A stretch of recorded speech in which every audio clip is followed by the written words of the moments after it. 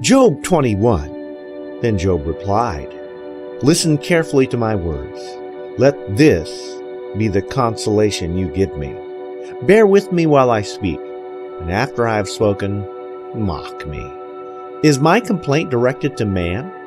Why should I not be impatient? Look at me and be astonished. Clap your hand over your mouth. When I think about this, I'm terrified. Trembling seizes my body. Why do the wicked live on, growing old and increasing in power?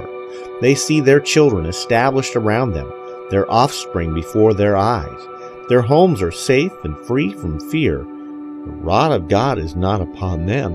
Their bulls never fail to breed. Their cows calve and do not miscarry. They send forth their children as a flock. Their little ones dance about. They sing to the music of tambourine and harp. They make merry to the sound of the flute. They spend their years in prosperity and go down to the grave in peace. Yet they say to God, 'Leave us alone. We have no desire to know your ways. Who is the Almighty that we should serve him? What would we gain by praying to him?' But their prosperity is not in their own hands. So I stand aloof from the counsel of the wicked. Yet how often is the lamp of the wicked snuffed out? How often does calamity come upon them, the fate that God allots in his anger? How often are they swept like straw before the wind, like chaff, swept away by a gale? It is said, God stores up a man's punishment for his sons. Let him repay the man himself, so that he will know it. Let his own eyes see his destruction. Let him drink the wrath of the Almighty.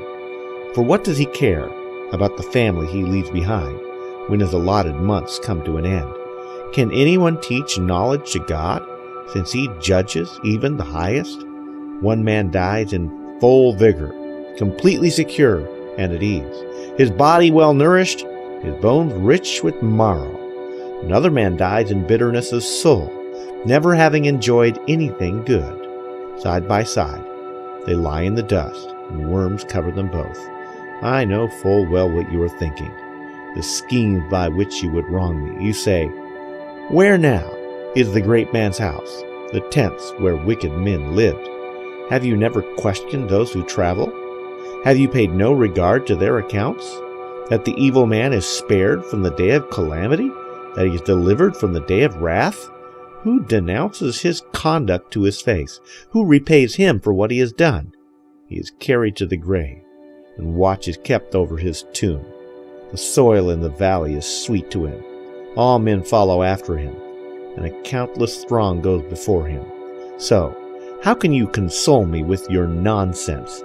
Nothing is left of your answers but falsehood.